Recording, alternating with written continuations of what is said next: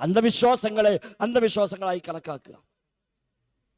നമുക്ക് ഉൾക്കൊള്ളാൻ പറ്റുന്നതൊക്കെ അന്ധവിശ്വാസം എന്നല്ല.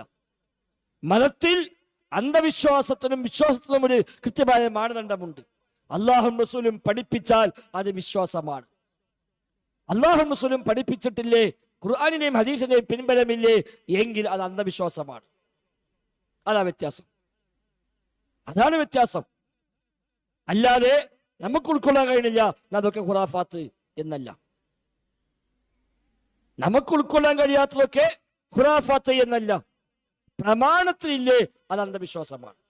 പ്രമാണത്തിലുണ്ടോ നമുക്ക് എങ്ങനെ ആലോചിച്ചിട്ട് പിടുത്തം കിട്ടുന്നെങ്കിലും അതൊക്കെ വിശ്വാസമാണ്. നബി തങ്ങൾ മെഹ്റാജ് യാത്ര പോയി.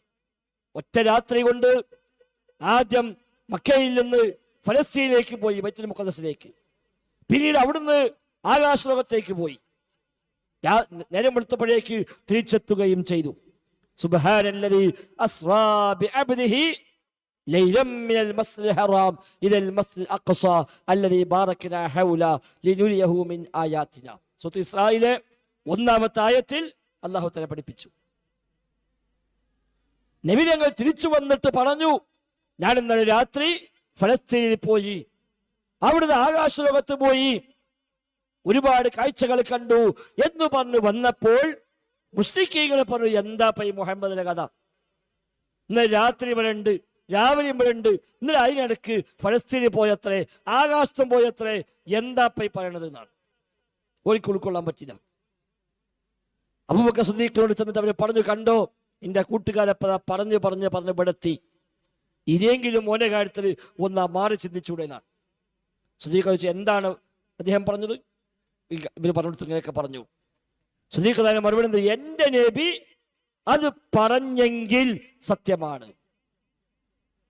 എന്റെ നബി അങ്ങനെ പറഞ്ഞോ എങ്കിൽ സത്യമാണ്.